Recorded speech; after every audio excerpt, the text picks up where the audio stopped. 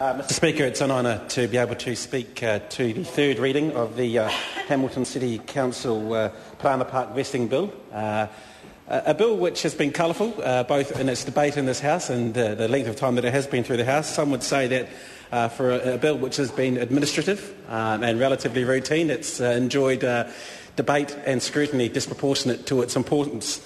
But it's been interesting to listen to some of the contributions on both sides of the House today. Can I first of all just touch on the fact that Parana Park played a very important role just over a week ago on Anzac Day. I believe that Parana Park is the main meeting place on Anzac Day for the people of Hamilton, and I'm sure if the ceremonies at Parana Park on Anzac Day were anything like they were at Titahi Bay and Porirua for me a couple of Mondays ago, they were just as moving. Can I just also say and reiterate that Labor supports this bill, basically because of its intent, and that is to safeguard an asset in the hands of the people of Hamilton. And as I said before to the member who was sponsoring this bill, David Bennett, I think he might have gone a bit rogue in the National Party because he's actually looking to protect an asset and make sure it stays within the hands of the people of Hamilton.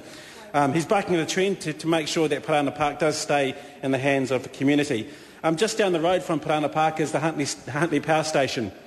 And I just wondered what would happen. We should be doing the same thing to Huntly Power Station that we're doing to Parana Park today, to making sure that we protect it and keep it right in the hands of the mum and dad investors who have paid for it and who have protected it over many, many years. There have been a number of, I think there have only been 5 submissions for this bill, but if I remember correctly when I spoke probably numerous times in the committee stage of this bill, because of its importance, they were very, very thorough and thoughtful submissions. I think one of the submissions actually changed the nature in which the way the park is protected. As I say, this bill sets out to protect an asset. Over the last 4 years, our state-owned asset power companies, which are state-owned assets, raised $732 million for the people of New Zealand. And I wonder what would happen if we protected those state-owned assets like we're protecting Parana Park today. What could we get with that $732 million if we protected our power companies that we own, if we protected them like we're protecting Parana Park today? What could we get? Well, if we protected our power companies like we're protecting Parana Park today, we could get 10,000 teachers at the average rate. 10,000 teachers. If we protected our power companies to make sure they bring in those profits like we're protecting Parana Park today, we could bring in 12,000 more police officers. If we protected our power companies to make sure they bring in those profits and keep them here in New Zealand like we're protecting Parana Park today, we could do 33,000 more HIP operations. 33,000 more HIP operations. If we protected our power companies to make sure they bring in those profits like we're protecting Parana Park today, we could increase the places at Polytechs like Whitireia and my electorate by 91,000.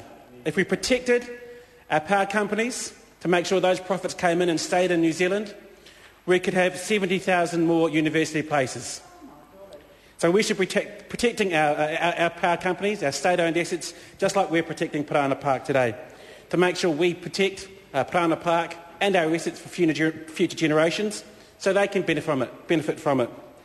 So like the people of Hamilton, when they go out and enjoy Parana Park, when they play in it, when they picnic in it, when they enjoy it with their families, just like the Hamiltonians benefit from Parana Park, all Kiwis can benefit from making sure we protect our state-owned assets.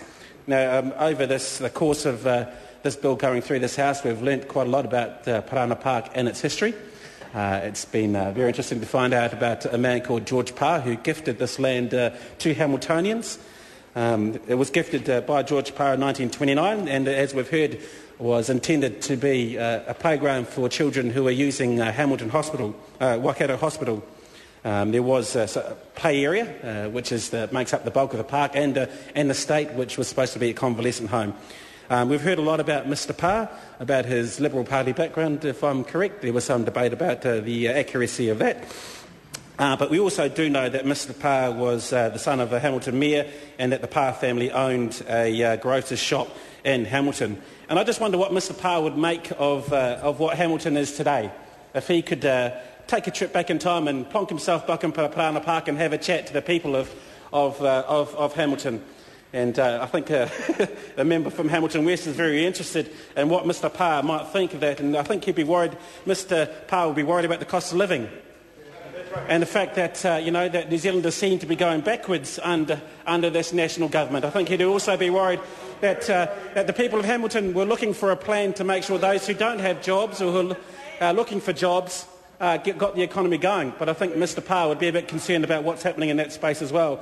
And he'd be a bit concerned that while in this instance they might be protecting an asset for the community, that on the whole that things might be getting out of touch in terms of what this government is doing. And I'd just like to say that it's absolutely brilliant that this bill looks to protect a community asset, to make sure that the community is listened to and that the people of Hamilton can continue to enjoy this park for future generations. But this is a rarity.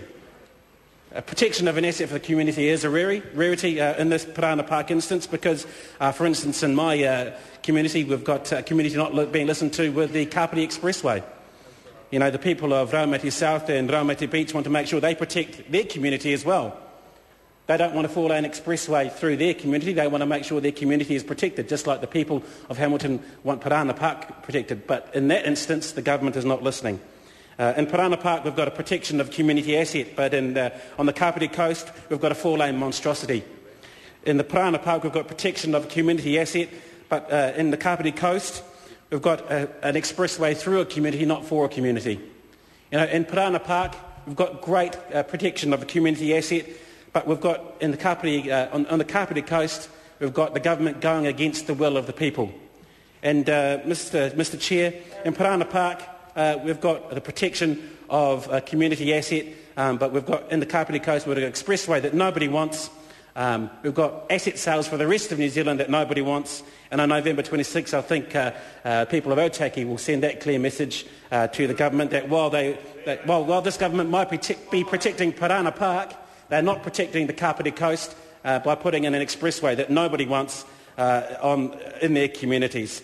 And I think, just to touch on the lighter side of this debate, it's been a debate around the bill that, as I said, has probably extended beyond its importance, but it has been an interesting experience going through some of the history of the bill. I'd like to congratulate the Hamilton City Council and David Bennett and other Hamilton members, including my colleague Sue Moroney, for making sure that, and the member for Hamilton West, so, yeah, he didn't want to get, typical politician, didn't want to get missed out and being mentioned in a speech.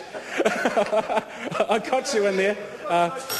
Congratulations, and we support this bill. Nikki Wagner. Thank you, Mr Speaker. It's my pleasure.